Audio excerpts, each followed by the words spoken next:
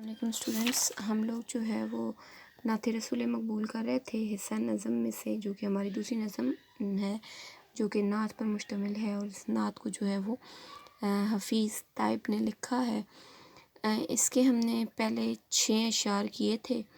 اور اب لاسٹ جو ہیں وہ ہمارے 2 شعر اس کے رہتے ہیں، جو کہ آج ہم نے ختم کرنے ہیں۔ اور پھر آپ نے کل جب آپ مجھے اپنا کام سینڈ کریں گے تو اس کام کے ساتھ آپ نے مجھے یہ پوری نظم جو ہے وہ لکھی ہوئی سینڈ کرنی ہے، ساتھ میں آپ نے اس کا خلاصہ بھی مجھے لکھ کے سینڈ کرنا ہے، ٹھیک ہے؟ خلاصہ بھی سینڈ کرنا ہے اور لکھی ہوئی پوری نظم بھی آپ نے مجھے سینڈ کرنی ہے۔ اچھا، ابھی آپ لوگ اس کا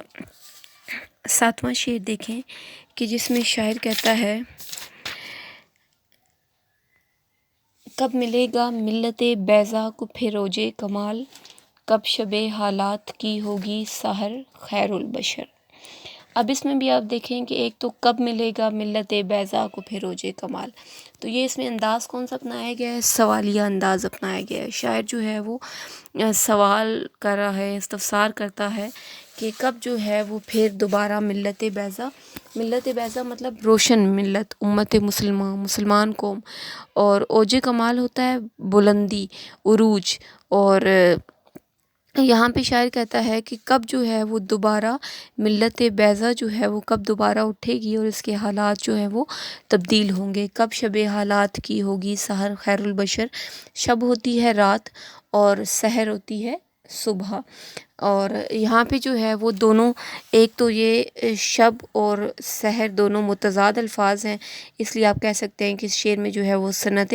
تضاد استعمال ہوئی ہے۔ جس شعر میں جو ہے وہ 2 الفاظ ایک دوسرے کے الٹ آ جائیں، اس شعر میں کو ہم کہتے ہیں کہ اس میں جو ہے وہ صنعت تضاد استعمال ہوئی ہے۔ کب شب حالات کی ہوگی سحر خیر البشر، کہ کب جو ہے وہ ہماری رات صبح میں تبدیل ہوگی۔ تو اس شعر میں آپ دیکھیں کہ مسلمانوں کے جو ہے وہ زوال کے بارے میں ہی بات ہو رہی ہے، جس طرح ہم نے پچھلے شعر میں بھی کل بات کی تھی کہ حضرت محمد صلی اللہ علیہ وسلم کی جو پوری امت ہے وہ دنیا پر اس نے حکمرانی کی، اور دنیا جو تھی وہ مسلمانوں کے اس کی حکمرانی کو جانتی ہے، اور کہ کس طرح مسلمان جو تھے وہ حاکم رہے ہیں اور کس طرح سے انہوں نے دنیا کے نظام کو چلایا ہے۔ لیکن آج کیا ہے کہ امت مسلمہ جو ہیں کفار کی ریشہ دوانیوں سے تنگ آ چکے ہیں، کفار کے مظالم سے تنگ آ چکے ہیں، ان کا جو ہے وہ ہٹ درمیوں سے تنگ ہیں۔ غیر مسلم جتنی بھی طاقتیں ہیں وہ اسلامی ممالک کو مٹانے کے درپے ہیں، وہ یہ چاہتے ہیں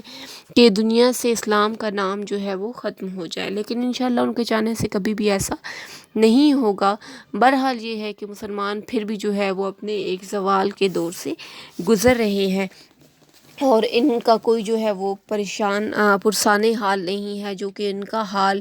دریافت کرے اور ان کو اس تاریکی کے دور سے نکالے۔ اب پھر ہمیں جو ہے وہ کسی مسیحا کی ضرورت ہے جو آ کر ہمارے حالات کو سنوارے۔ کبھی وہ دور تھا کہ مسلمان جو تھے نہ صرف حکومت کرتے بلکہ علم و فن اور سائنس اور جتنے بھی فنون ہیں، فلسفہ کہہ لیں، سیاسیات کہہ لیں، اقتصادیات کہہ لیں، ہر علم میں مسلمانوں کو جو ہے عروج حاصل تھا، اور اس زمرے میں جو ہے وہ کوئی بھی ان کا ثانی نہیں تھا، ان کے برابر نہیں تھا، اور تہذیب، تمدن، ہر چیز میں جو تھے مسلمان آگے تھے، اور مسلمانوں نے ہی دنیا کو جو ہے وہ نئے علم سکھائے، اور بہت سارے نئے علوم جو تھے وہ مسلمانوں نے ہی دریافت کیے۔ آج جو ہے وہ مغرب سائنسی علم کا جو وہ کہتا ہوا ہے کہ وہ اس کا مطلب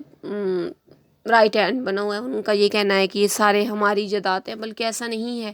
اس کی جو ہے وہ داغ بیل ڈالنے والے ہمارے آباء و اجداد تھے، اور ہمارے آباء و اجداد نے جو ہے وہ اس علم کی بنیاد ڈالی تھی جو آج مغرب کے ہاتھوں میں ہے۔ اور اقبال کہتے ہیں نا کہ جب میں اپنی کتابیں جو ہیں وہ غیروں کے ہاتھ میں دیکھتا ہوں تو مجھے جو ہے وہ بہت دکھ ہوتا ہے کہ جو علم ہمارے آباء و اجداد نے ہمیں دیا تھا، ہم اس قدر نااہل تھے اور کاہل تھے کہ ہم اس علم کو جو ہے وہ سنبھال نہیں سکے، اور آج وہ یورپ کی لائبریریوں میں ہماری کتابیں ان کی لائبریریوں کی زینت بنی ہوئی ہیں۔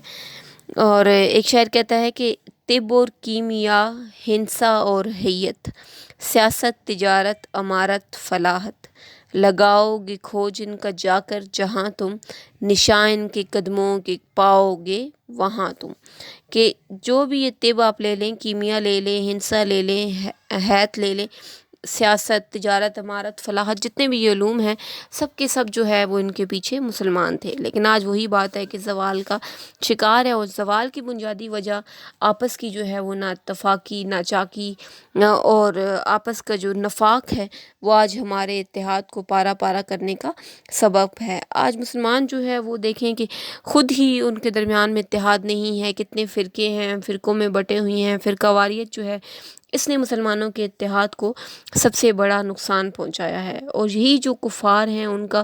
پروپیگنڈا یہی ہے کہ مسلمانوں کو فرقہ واریت میں الجھاؤ، ان کو آپس میں ایک دوسرے کے خلاف کرو، تو تب ہی جو ہے وہ ہم لوگ کامیاب ہو سکتے ہیں. اگر مسلمانوں میں اتحاد رہا تو دنیا جو تھی وہ کبھی بھی کامیاب نہیں ہوتی. لہٰذا مسلمانوں کو آپس میں جو ہے وہ ان کا جو اتحاد ہے وہ ختم کیا گیا. پھر آج کل بھی میں نے آپ کو مثال دی تھی کہ اسرائیل جو ہے وہ فلسطین والوں پر کس طرح وہ ایک عذاب بن کر ٹوٹا ہوا ہے، وہ ان کو مشکلات کا دن رات سامنا ہے. پھر عرب ممالک میں بھی وہ وہاں پر بھی نا اتفاقی آپ کو دیکھنے کی ملتی ہے. عراق میں جو مسلمانوں کا حال ہوا، پھر افغانستان میں مسلمانوں کو خون کی ندیاں بہائی گئیں، پھر آپ فلسطین، یہ سارے ممالک، پھر آپ کشمیر میں دیکھیں کہ بھارت جو ہے وہ آئے روز ان پر کس طرح سے مظالم ڈھاتا ہے. اور لیکن ہم جو ہے وہ ہمارے حکمران، مسلمان حکمران جو ہے وہ اپنے ایسے عیش و عشرت میں پڑے ہوئے ہیں کہ کسی کو جو ہے وہ پرواہ ہی نہیں ہے کہ ان کے مسلمان بہن بھائی جو ہیں وہ کس حال میں ہیں. اقبال کہتے تھے کہ اخوت اس کو کہتے ہیں، چبھے کانٹا جو کابل میں تو دلی کا ہر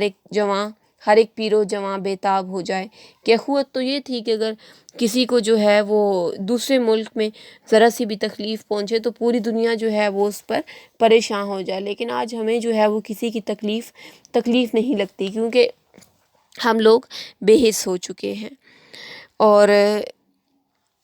تجھے کیا بتاؤں میں ہم نشیں، اس غم کا قصہ طویل ہے. میرے گھر کی لٹ گئی آبرو،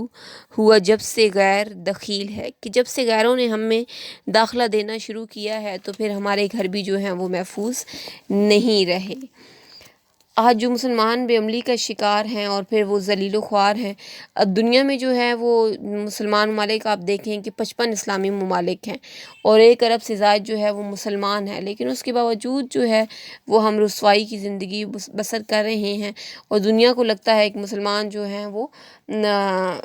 ٹیررسٹ ہیں اور انہوں نے جو ہے وہ دہشت گردی ہر طرف پھیلائی ہوئی ہے، اور ہم لوگ اپنا جو ہے خود کو ڈیفینڈ بھی نہیں کر سکتے.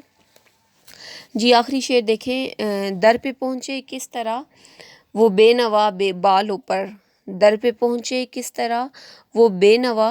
بے بالوں پر، ایک نظر تائب کے حال زار پر خیر البشر. اب یہاں پر تائب تو جو ہے سب پتہ ہے نا آپ کو تائب کیا ہے. تائب جو ہے وہ یہاں پر شاعر کا تخلص ہے. تو یہاں پہ شاعر جو ہے وہ کہتا ہے کہ میں جو ہوں وہ بے نوا ہوں، یعنی بے کس ہوں، مجبور ہوں. در کیا ہوتا ہے؟ دروازہ، چوکھٹ. اور بے نوا ہونا بے کس ہونا، بے سہارا ہونا. بے بالوں پر بھی یہی ہے کہ بے یار و مددگار ہوں، محتاج ہوں. اور حال زار ہوتا ہے کہ خراب حال، میرا حال جو ہے وہ برا ہے. تو یہاں پہ شاعر کہتا ہے کہ اے اللہ کے نبی صلی اللہ علیہ وآلہ وسلم کہ میرے حال پر بھی نظر کرم فرمائیے، کیونکہ میں بے یار و مددگار ہوں، میرا کوئی سہارا، کوئی آسرا جو ہے وہ نہیں ہے. تو ہر مسلمان جو ہے وہ اس کی دلی آرزو ہوتی ہے کہ وہ حضور صلی اللہ علیہ وآلہ وسلم کے روضہ مبارک کی زیارت کرے، اور آپ صلی اللہ علیہ وآلہ وسلم